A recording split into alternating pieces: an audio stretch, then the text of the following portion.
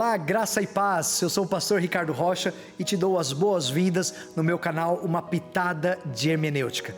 E eu quero então passar alguns minutos com você falando dessa ciência que é importantíssimo para a vida de cada um de nós, servos do Senhor, que é a hermenêutica. O que é hermenêutica? Hermenêutica é essa ciência que nos dá princípios e ferramentas para nós fazermos uma exegese. Nossa, está ficando complicado isso, não é? Exegese nada mais é do que a interpretação do texto. Toda vez que nós vamos abrir o texto sagrado, lermos aquilo que a Bíblia diz, nós vamos interpretar aquilo que está escrito. Isto é, nós vamos fazer uma exegese. E todo mundo que faz uma exegese, nós chamamos de exegeta. Então nós vamos para o texto bíblico, nós oramos: Deus, fala ao meu coração, aí eu vou interpretar esse texto. Então eu vou fazer uma exegese.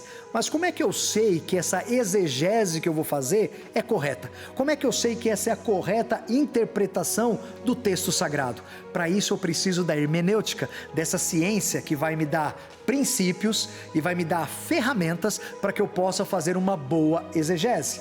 Isso não é legal? E olha só, quando vamos olhar para o texto, um dos primeiros passos para nós fazermos uma boa exegese é olharmos o texto e tentarmos achar a intenção do autor.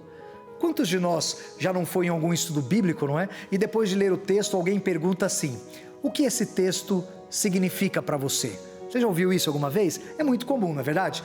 Mas essa não deve ser a nossa pergunta. A nossa pergunta deve ser: o que o autor quis dizer com esse texto?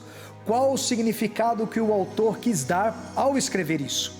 Então nós vamos informar, nós vamos dizer que o significado do texto não está em mim, mas o significado do texto está no autor e não no leitor. Não sou eu que vou dar um significado para o texto, não é o que o texto significa para mim, mas é o que o texto significa para o autor. Porque, gente, o autor, ele escreve com um destinatário em mente, com um propósito em mente, ele escreveu com uma razão, e nós precisamos entender qual razão é essa, qual o significado que o autor está dando para aquele texto.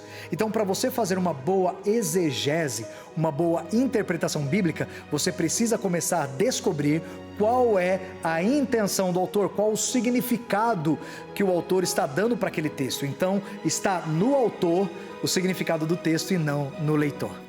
Deixo aqui então com você essa primeira pitada de hermenêutica. Quando você for ler o texto, for fazer uma exegese, procure o significado no autor e aí você vai começar a fazer uma boa exegese. Valeu pelo teu tempo, te espero na próxima dica no nosso canal Uma Pitada de Hermenêutica. Um abraço.